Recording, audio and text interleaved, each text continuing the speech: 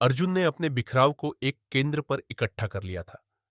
द्रौपदी स्वयंवर में जब वह गया था, तो द्रोणाचार्य ने लोगों से पूछा था कि क्या दिखाई पड़ता है।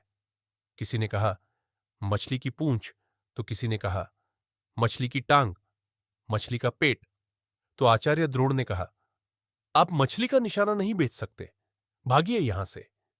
फिर अर्जुन से पूछा कि आपको क्या दिखाई पड़ता है। अर्जुन ने कहा, हमें एक ही चीज दिखाई पड़ती है, और वह है मछली की आंख।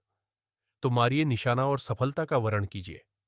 मित्रों, असंख्य दिशाओं में फैला हुआ हमारा मस्तिष्क कभी सफलता नहीं पा सकता। इसे एक दिशा में इकट्ठा कीजिए। यह ध्यान जो हम आपको बताते हैं, मेडिटेशन कराते हैं और कहते हैं कि अपने मन का बिखराव फैलाव रोकिए। फैलाव के कारण न आपका मन विद्या पढ़ने में लगता है, न स्वास्थ्य संवर्धन में कभी मन लगता है। हर समय बिखराव ही बिखराव।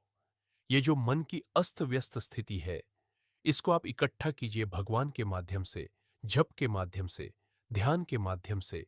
और प्रत्येक काम को जब करना हो, तो इतना तीखा अभ्यास डालिए कि जब जो काम करना पड़े, उसी में तन्मय हो जाए। सांसारिक कार्य में भी और भगवान के कार्य में भी। यह एकाग्रता आध्यात्मिकता का गुण है। आप जब भी जो भी काम करें, उसमें इतनी तन्मय हो जाएं कि work in work, play in play. अर्थात जब आप खेलें तो इस कदर खेलें कि खेल के अतिरिक्त और कोई चीज ध्यान में ही न रहे।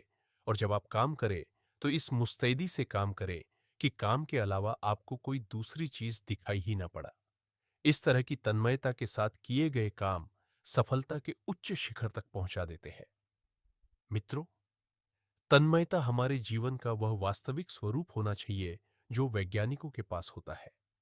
वैज्ञानिकों में और साधारण बीएससी में कोई विशेष फर्क नहीं पड़ता, दोनों एक जैसे होते हैं।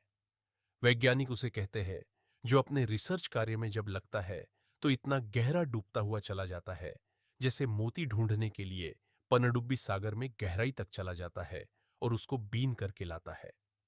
यह एकाग्रता का चमत्कार है।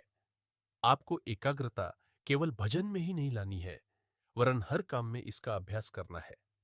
एकाग्रता का अभ्यास न होने के कारण ही सदैव यह शिकायत बनी रहती है कि गुरुजी हमारा मन भजन पूजन में नहीं लगता। तो क्या किसी काम में आपकी एकाग्रता होती है? हर काम में बिखराव है। आप अपने मन को निग्रहित करना सीखिए।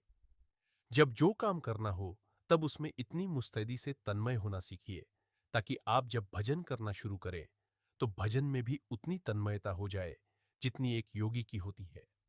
यदि आपने प्रकाश का ध्यान करना सही तरीके से सीख लिया, तो मैं आपको विश्वास दिलाता हूं कि आप वह सब कुछ प्राप्त कर सकेंगे जो एक अध्यात्मवादी को प्राप्त करना चाहिए। पंडित श्रीराम शर्मा, आचार्य,